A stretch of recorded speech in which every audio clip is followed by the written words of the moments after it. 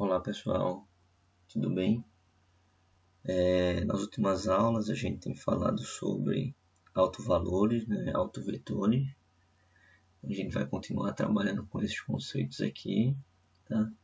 A gente viu também que, dado uma transformação linear, a gente pode ter infinitas matrizes que representam essa transformação, dependendo da base que a gente está utilizando. Então, o que a gente vai ver hoje é como representar uma transformação através de uma matriz, de forma que essa matriz seja o mais simples possível. Tá? Isso vai acontecer quando a matriz for uma matriz diagonal. Então, o nosso objetivo agora é dado aqui um operador linear. O operador linear é uma transformação linear de V em V, ou seja, onde o domínio da transformação é igual ao contradomínio. E o que a gente quer é encontrar uma base, estou representando aqui por beta, tá? De V, no domínio da transformação, na qual a matriz do operador nessa base seja uma matriz diagonal. Ou seja, o que a gente quer fazer é encontrar uma base que, se eu pegar uma matriz para representar aquela transformação naquela base, eu vou ter uma matriz diagonal. Tá? Bom, então vamos iniciar por esse teorema que vai ajudar a gente a identificar a existência de uma base como essa, tá? Que vai me dar uma matriz diagonal representando a transformação. E aí o teorema diz o seguinte, que autovetores associados a autovalores distintos, eles vão ser sempre linearmente independentes. Tá? Então vamos provar. Vamos partir de dois. Eu vou fazer uma prova, tá? Para dois autovalores diferentes, distintos. Mas esse teorema aqui vale para N autovalores, certo? Eu posso estar trabalhando com 3, 4, 5, 6 até N. Tá? Mas aí a prova vai ficando um pouco mais complexa. Então vamos provar para o caso de dois autovalores diferentes. Então tem um lambda 1 e lambda 2, autovalores distintos, tá? E vamos considerar V1 e V2 autovetores associados a esses autovalores. Então V1 associado a lambda 1 e V2 associado a lambda 2. Então o que o teorema diz é que, se eu tiver isso aqui, autovalores distintos, os autovetores associados a esses autovalores vão ser linearmente independentes. Então, como lambda 1 e lambda 2 são diferentes, pelo teorema V1 e V2 são LI, linearmente independentes. Então é o que a gente quer provar. Tá? Se eu tenho isso aqui, então V1 e V2 são LI. Na primeira parte do curso, dado dois vetores, como é que eu faço para saber se eles são linearmente independentes? Aí a gente viu, que eles vão ser linearmente independentes se essa equação aqui for satisfeita apenas para A1 igual a 2 igual a 0. Se eu só tiver uma única solução e essa solução for a solução trivial. Então, se essa equação for satisfeita somente para A1 igual a 0 e A2 igual a 0, a gente pode dizer que V1 e V2 são linearmente independentes. Tá? Então, como esse lado esquerdo é igual a esse lado direito aqui, a gente pode aplicar sobre os dois a transformação, sobre ambos os lados. Como eles são iguais, então a imagem desse vai ser igual à imagem desse, certo? Bom, como aqui eu tenho uma transformação linear, a gente sabe também que a transformação, a imagem de uma combinação linear, é a combinação das imagens. A gente também viu isso no início dessa segunda parte do curso. E aqui, quem que é a imagem do vetor nulo? É uma condição necessária para que eu tenha uma transformação linear. É o que? É que a imagem do vetor nulo seja o vetor nulo. Ele leva de vetor nulo em vetor nulo. Então, aqui do lado esquerdo, eu vou ter isso aqui, né? A imagem da combinação linear é a combinação linear das imagens, e a imagem do vetor nulo, por ser uma transformação linear, é o vetor nulo. Tá? Quem que é a imagem de V1? Aí vamos lembrar o conceito de autovetor. Né?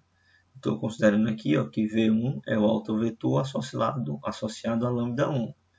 Então, a imagem de V1 vai ser o quê? Lambda 1 vezes V1. Assim como a imagem de V2, como V2 é um autovetor associado ao alto valor lambda 2, a imagem de V2 vai ser ele vezes lambda 2. Tá? Então, substituir aqui e fiquei com essa equação. Eu vou chamar essa aqui de equação 1 e essa aqui de equação 2. E aí o que eu vou fazer agora? Eu vou multiplicar a equação 1 por menos lambda 2 e vou somar a equação 1 com a equação 2. E eu vou ficar com o quê? O primeiro termo aqui vai ficar menos lambda 2 A1 V1 com mais A1 lambda 1 V1. Dá para colocar um V1 em evidência e eu vou ficar com lambda 1 menos lambda 2. E esse segundo termo, ver que ele é igual a esse, sendo que aqui com sinal negativo. Quando eu somar, eles vão cancelar. E o vetor nulo com o vetor nulo vai me dar o vetor nulo, certo? Eu vou ficar com essa equação aqui. Quando é que ela vai ser satisfeita? Quando é que o lado esquerdo aqui vai ser igual ao vetor nulo? Lambda 1 menos lambda 2 vai ser zero? Não, porque eu estou assumindo que eles são diferentes. Tá? Então, o que está aqui entre parênteses não é zero. V1 pode ser zero? Quem que é V1? V1 é um autovetor. Lá na definição de autovetor, a gente exclui o vetor nulo. Tá? Então, V1 não é o vetor nulo. Então, isso aqui só vai ser zero se o A1 for igual a zero. Vindo aqui para a primeira equação, se o A1 for igual a zero, esse termo vai zerar. E eu vou ter 2V2 igual ao vetor nulo. Quando é que isso aqui vai ser? O lado esquerdo vai ser igual ao vetor nulo. V2 pode ser o vetor nulo? Não, porque ele é um autovetor. Então, isso aqui só vai ser igual ao vetor nulo quando a 2 for zero. Essa equação, então, ela só é satisfeita quando a 1 for igual a 2 for igual a zero. V1 e V2 são LI. Tá? Então, está provado, está demonstrado esse teorema aqui, certo? Autovetores associados a autovalores distintos, eles vão ser sempre linearmente independentes. E aí uma consequência importante para a gente desse teorema está aqui. Se V é um espaço vetorial de dimensão n, tá? E T é um operador linear de V em V, que possui autovalores distintos. A gente já viu no teorema que se eu tenho autovalores distintos, os autovetores associados a esses autovalores vão ser linearmente independentes. Tá? Então, se V tem dimensão n, tá?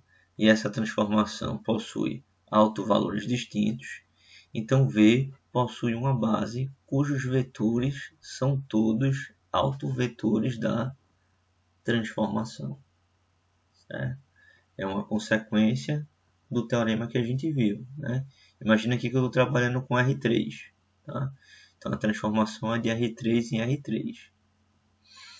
Se a transformação possui autovalores distintos, como eu estou trabalhando com R3, eu teria 3 autovalores. Se eles são distintos, o que é que eu posso dizer? Que o R3 vai possuir uma base cujos vetores são todos autovetores de T. Se eu tenho 3 autovalores distintos, eu consigo obter 3 autovetores linearmente independentes pelo teorema que a gente acabou de ver. E como a base do R3 é 3, a dimensão é 3, né? Eu preciso de 3 vetores para gerar o R3. Então, 3 autovetores linearmente independentes vai ser uma base do R3, certo? Vamos ver um exemplo. Imagine aqui que eu tenho uma transformação de R2 em R2, né? Um operador linear, cuja lei de formação seja essa aqui. Então eu pego um par ordenado, xy, e associo ele a outro par, em que a primeira componente é menos 3x mais 4y e a segunda é menos x mais 2y, certo? Vamos então encontrar os autovalores, tá, dessa transformação aqui. Como é que a gente faz isso? A gente viu isso na aula passada, né? Vamos pegar uma matriz que representa essa transformação. Aqui nesse exemplo, é mais fácil a gente pegar a matriz que representa essa transformação em relação às bases canônicas. Tá? Então, R2, a base canônica é 1, 0 e 0 e 1. Quem são os elementos que vão aparecer nessa primeira coluna aqui? São as coordenadas da imagem do primeiro vetor da base. A base é 1, 0 e 0, 1, certo? Na base canônica. Sendo que as coordenadas da imagem desse vetor na base canônica é o quê? É a própria imagem desse vetor, né? Então, quem que é a imagem de 1, 0? Eu vou jogar aqui, ó, x igual a 1, y igual a 0. Então, eu vou ter menos 3 e aqui eu vou ter menos 1. O que vai entrar aqui, ó, são as coordenadas de menos 3 e menos 1 na base canônica.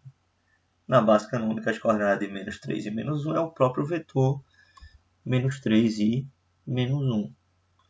Na segunda coluna, as coordenadas do segundo vetor da base em relação à base canônica. Vai ser a própria imagem desse vetor 0, 1. Então, jogando x0 e y igual a 1, eu vou ter 4 e 2.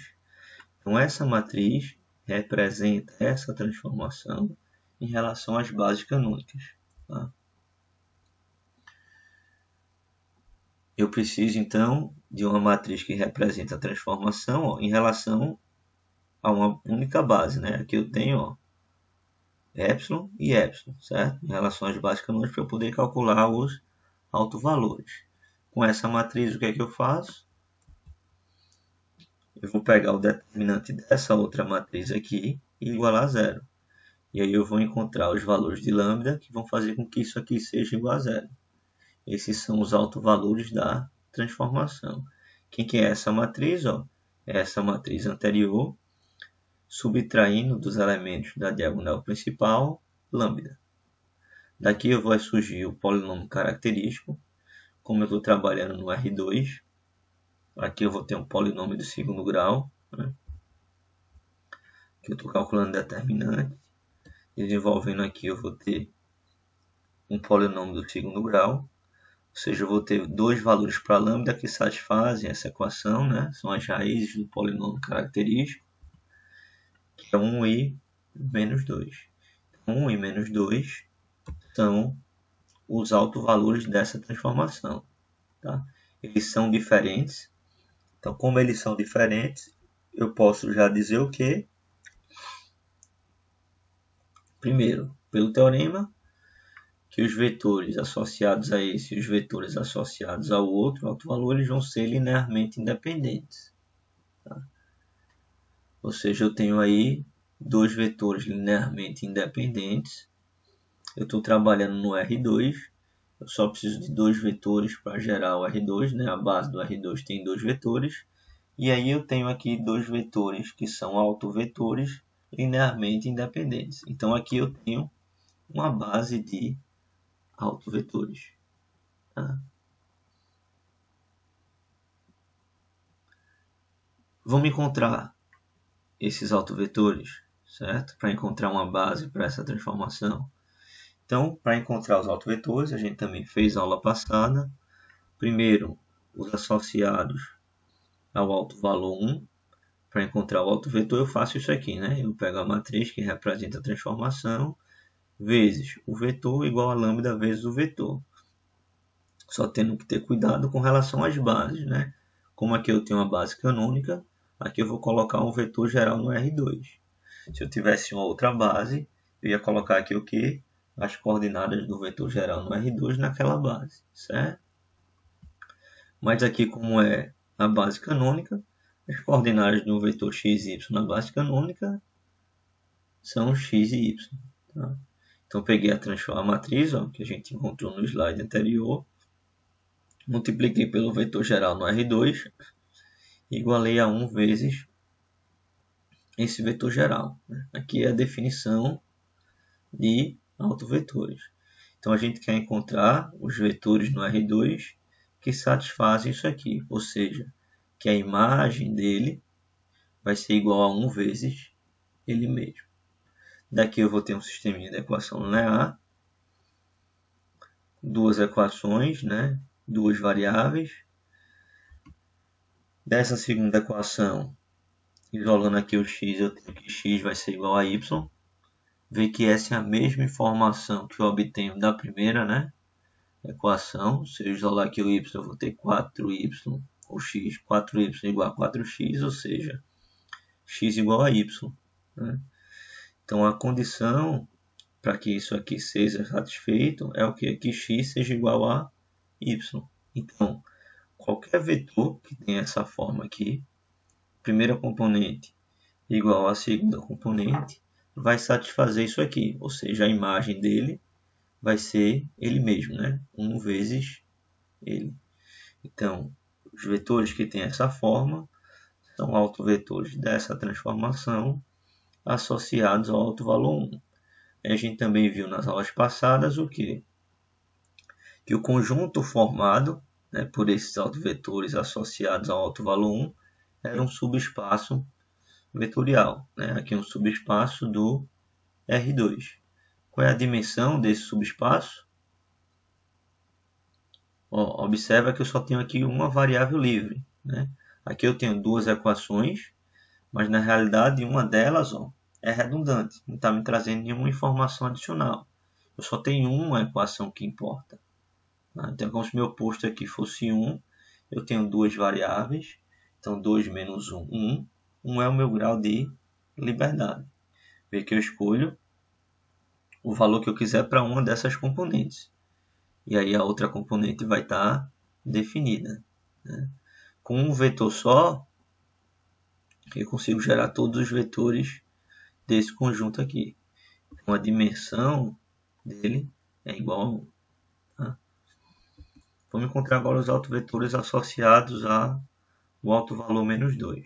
A mesma ideia, no lugar de lambda, que eu tinha aqui 1, eu vou substituir por menos 2. Vou ter um sisteminha de equações lineares, também com uma equação redundante.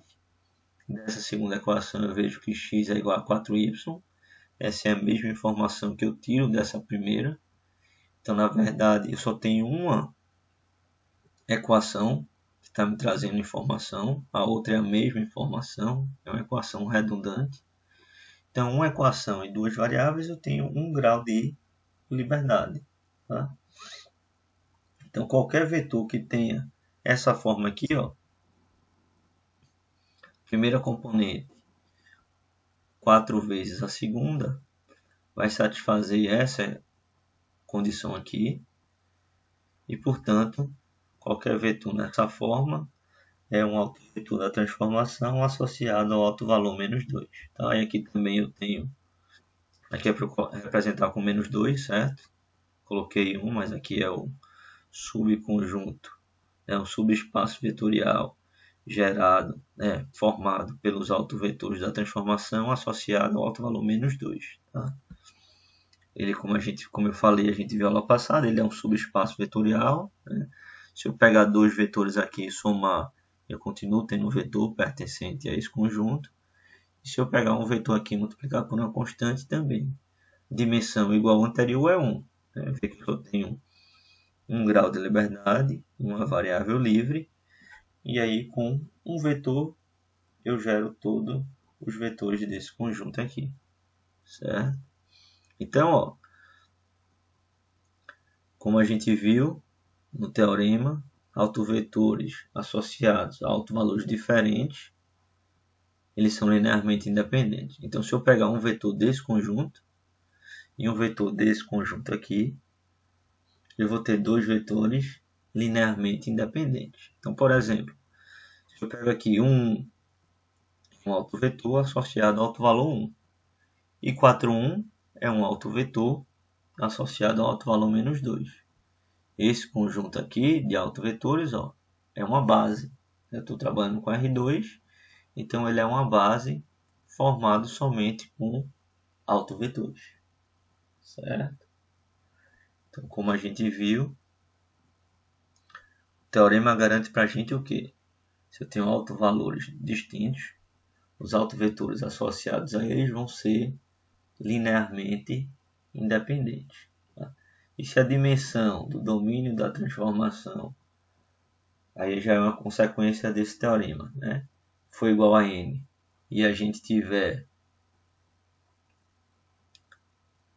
os n autovalores diferentes, então eu já posso dizer que eu tenho eu consigo formar uma base somente com autovetores. Tá? Bom, aí agora uma pergunta. E se eu quisesse representar essa transformação por uma matriz em relação a essa base beta aqui, uma base de autovetores? Como é que seria? O que é que aconteceria com essa matriz? Qual seria a forma dessa matriz? Então vamos ver isso agora. Então, continuando no exemplo, a gente tem essa transformação, a gente tem beta, que é uma base, né, do R2, sendo que aqui tanto esse vetor como esse aqui são autovetores. E aí eu quero representar essa transformação em relação a essa base, tá? Uma base de autovetores. Quais são os elementos que vão aparecer aqui nessa primeira coluna? As coordenadas da imagem desse primeiro vetor da base em relação à base beta, certo? Então vamos encontrar a imagem de 1, então vou jogar aqui, 1, e vou obter um 1, né? Que vai ficar menos 3 mais 4, 1, aqui menos 1 mais 2, 1. É esse valor que vai entrar aqui? Não, o que vai entrar aqui são as coordenadas desse valor em relação à base beta. Então vamos encontrar o A e o B, certo? Tem aqui um sisteminha, A mais 4B igual a 1, A mais B igual a 1. Então é fácil a gente resolver. Eu vou obter A igual a 1 e B igual a 0. Esses são os elementos dessa primeira coluna. E o da segunda coluna, eu vou fazer a mesma coisa para o 4, 1. Então o que vai entrar aqui são as coordenadas da imagem de 4, 1 na base beta, né, em relação à base beta. Então a imagem, eu jogando x igual a 4 e y igual a 1 aqui, vai dar menos 8 e menos 2. Então eu vou encontrar as coordenadas desse vetor nessa base aqui. Então eu vou fazer A vezes 1 mais B vezes 4, 1. Vou ter esse sisteminha. E aí vou obter A igual a 0 e B igual a menos 2. Esses são os elementos dessa segunda coluna aqui. Tá? Então, observa que essa matriz aqui que a gente encontrou, ela é uma matriz diagonal. Né? Os elementos que estão fora da diagonal principal, eles são iguais a 0. Eu botei aqui, certo? A matriz que representa a transformação em relação à base de autovetores, a gente fez aqui e encontrou uma matriz diagonal. Foi coincidência? Não. Isso sempre vai acontecer, certo? Se eu representar uma transformação linear através de uma matriz em relação a uma base de autovetores, a matriz que a gente vai encontrar vai ser sempre uma matriz diagonal. E mais que isso, olha os elementos da diagonal principal. 1 e menos 2, que são o quê? São os autovalores dessa transformação, certo? Se a base,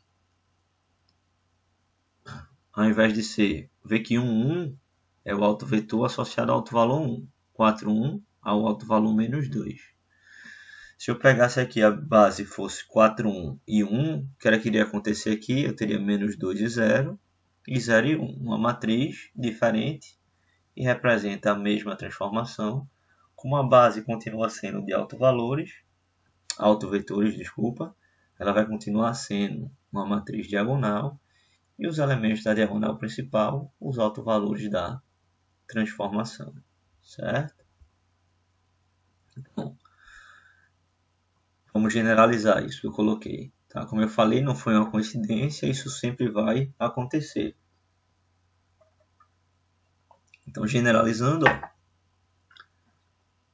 dado uma transformação linear qualquer de V em V, se a gente conseguir uma base formada por autovetores de T, então, ó,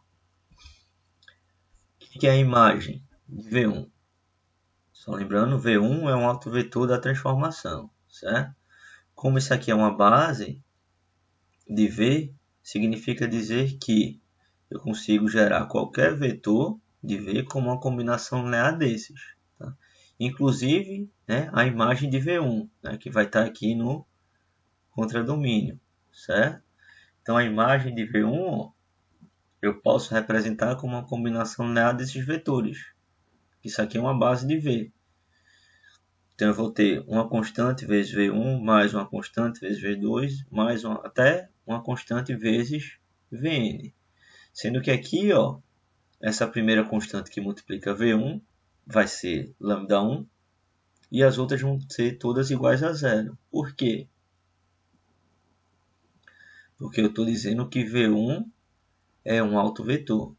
Se V1 é um autovetor, por definição, significa dizer o quê? Que a imagem dele vai ser igual a ele vezes uma constante.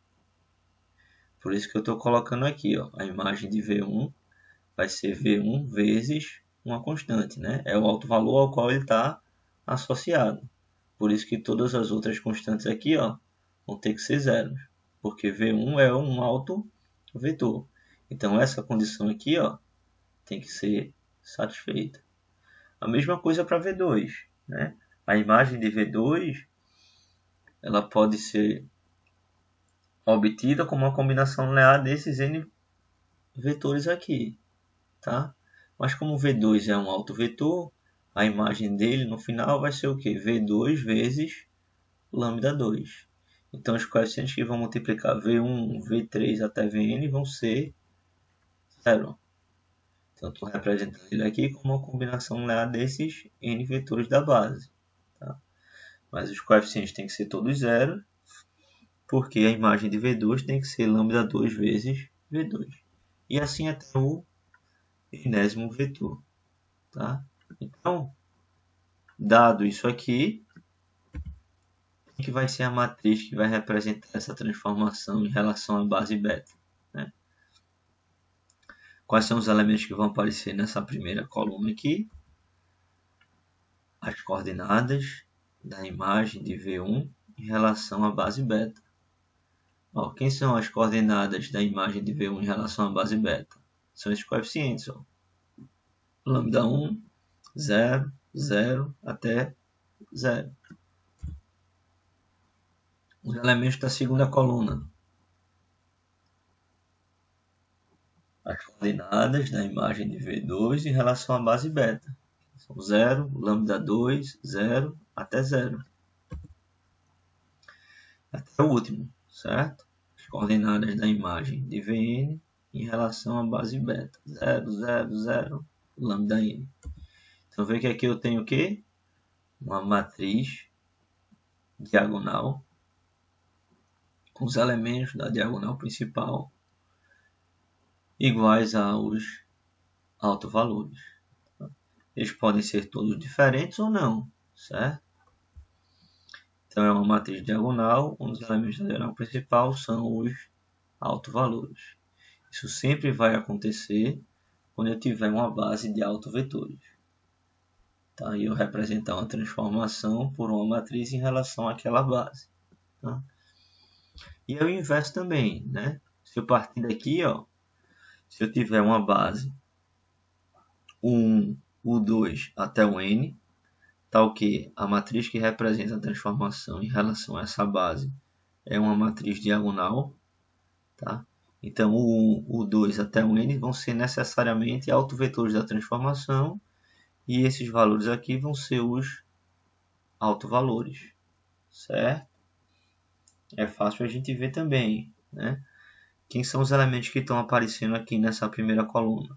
As coordenadas da imagem de U1 em relação à base alfa, tá? Então eu vou ter que a imagem, né? O T de U1 vai ser igual a quem? A1 vezes U1 mais as 0 vezes o 2 mais até 0 vezes Vn. Então eu vou ter a imagem de U1 igual a A1 vezes U1, ou seja, A1 vai ser um alto valor e 1 é um alto vetor associado a esse alto valor A1, certo? Então se eu tenho uma base de V e a matriz que representa a transformação em relação a essa base é uma matriz diagonal, eu já posso dizer que os elementos dessa base são autovetores da transformação e os números que aparecem na diagonal principal aqui são os autovalores. Tá? Bom, então visto isso, vamos agora definir quando é que um operador, né, uma transformação linear, um operador linear, ele é diagonalizável.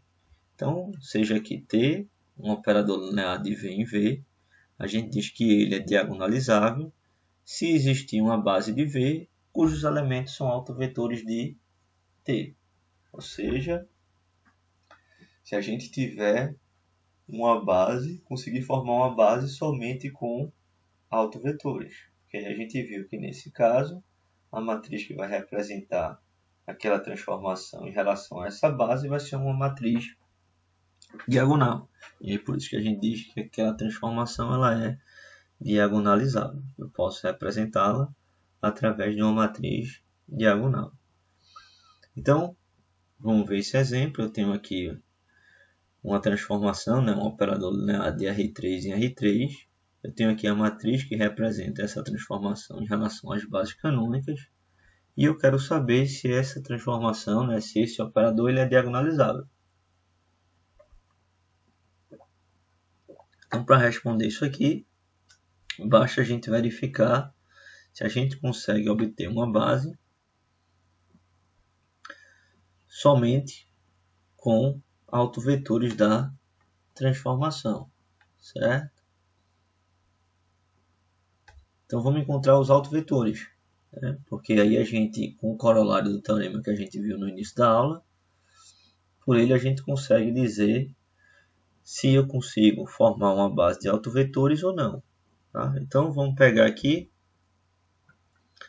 e encontrar os autovalores dessa transformação. Então para isso eu peguei essa matriz, que representa a transformação, subtrair dos elementos da diagonal principal lambda, e eu estou calculando o determinante dessa matriz igualando a zero. Na verdade, eu quero encontrar os valores de lambda que vão fazer com que o determinante dessa matriz seja igual a zero. Né?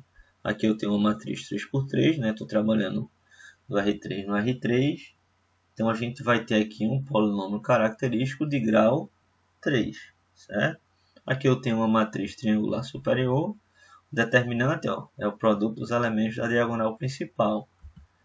3 menos lambda vezes 3 menos lambda vezes menos 1 menos lambda. Então aqui eu já tenho o polinômio fatorado. Para que valores de lambda dessa equação vai ser satisfeito? Como é terceiro grau o polinômio, eu vou ter 3 valores. 3, 3 e menos 1. Observa aqui que a raiz ela é repetida, né? A gente falou aula passada também no conceito de multiplicidade algébrica e geométrica, né, dos autovalores. Então a multiplicidade algébrica, né, aqui eu tenho menos 1 e 3 autovalores da transformação. A multiplicidade algébrica desse autovalor 3 é 2, porque a raiz, né, é repetida, esse valor aparece 2 vezes aqui. Já de menos 1 é 1, né, só aparece uma vez. Tá? Se esses 3 valores fossem diferentes, eu já poderia responder a questão e dizer o que ela é diagonalizável. Por quê? Porque se eu tenho aqui 3 autovalores diferentes, a gente viu que para cada os autovetores gerados de autovalores diferentes, eles vão ser linearmente independentes. Então aqui eu teria 3 autovetores linearmente independentes. Como eu estou trabalhando com R3, eu só preciso de 3 para gerar o R3. Então aqui eu teria uma base somente formada por autovetores. Tá? Mas eu ainda não posso responder por quê? Porque não teve os 3 diferentes. Né? Teve um aqui que foi igual. Tá?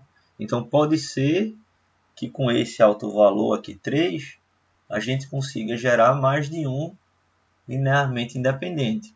Consiga gerar 2 autovetores LI associados ao mesmo autovalor. Tá? Então é o que a gente vai ter que checar agora. Certo? Então pegando aqui para o autovalor igual a 3, como eu falei, a multiplicidade algébrica dele é 2. Né? Ele aparece 2 vezes aqui. Ó. Vamos encontrar então os autovetores associados a ele. Então eu peguei a matriz, multipliquei por um vetor no R3.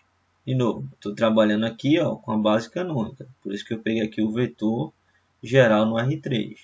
Se eu tivesse em qualquer outra base, o que iria aparecer aqui seria as coordenadas desse vetor x, y, z naquela base. Igualei a 3 vezes ele.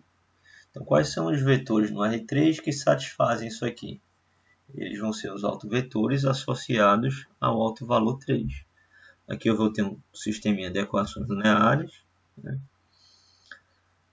Pegar essa linha, multiplicar por essa coluna, igualar a 3x, eu tenho a primeira equação. A segunda linha por essa coluna, igualar a 3y, eu tenho a segunda. E a terceira linha com essa coluna, igualar a 3z, eu tenho a terceira equação. Certo? Então, da terceira equação, a gente já vê que ela só vai ser satisfeita quando o z for igual a zero. Na segunda, o z sendo igual a zero, eu vou ter 3y igual a 3y, ou seja, y igual a y. Então, qualquer y satisfaz essa segunda equação, ela não restringe nada. E da primeira eu vou ter ó, z igual a zero, então 3x igual a 3y, ou seja, o x vai ter que ser igual a y. Tá? Então, vê que eu tenho aqui ó, duas equações restringindo né, os valores de x, y, z, e outra não está me dizendo nada, né? Não está restringindo nada. Então, na realidade, eu tenho duas equações que realmente importam para 3 variáveis, então 3 menos 2, 1. Eu vou ter 1 grau de liberdade. Tá? Então, ó, os vetores que vão satisfazer isso aqui são aqueles que têm essa fórmula. Primeira componente igual a y, segunda y e a terceira 0. É que eu posso escolher o valor que eu quiser para y. Tá? Então, qualquer vetor nessa forma, essa condição aqui vai estar sendo satisfeita. Tá? Então, esses aqui são autovetores da transformação associado ao autovalor 3. Tá? O conjunto formado por esses autovetores é um subespaço vetorial. Qual é a dimensão desse conjunto? Como só tem 1 grau de liberdade, a dimensão é 1. O que é a multiplicidade geométrica desse autovalor? A multiplicidade geométrica é dada exatamente pela dimensão desse subespaço aqui.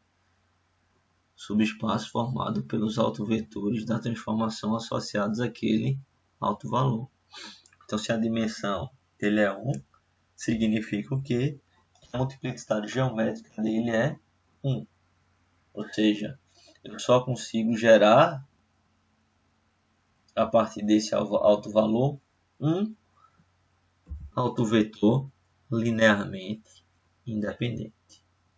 Se aqui a multiplicidade geométrica tivesse dado 2, né? Se aqui ao invés de y, y0 eu tivesse x, y e 0, aí sim eu conseguiria com esse autovalor gerar 2 autovetores linearmente independentes.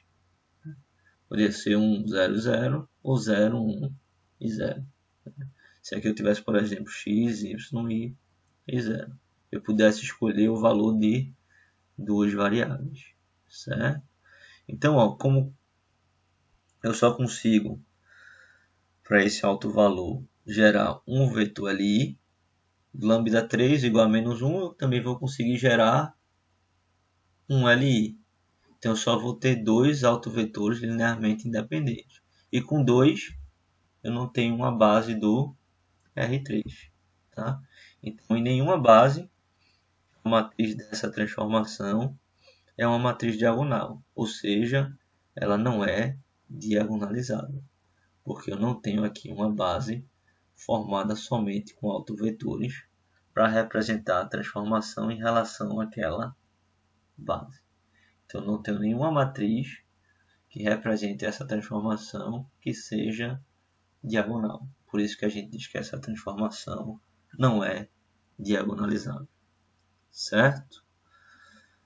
Bom, espero que vocês tenham entendido.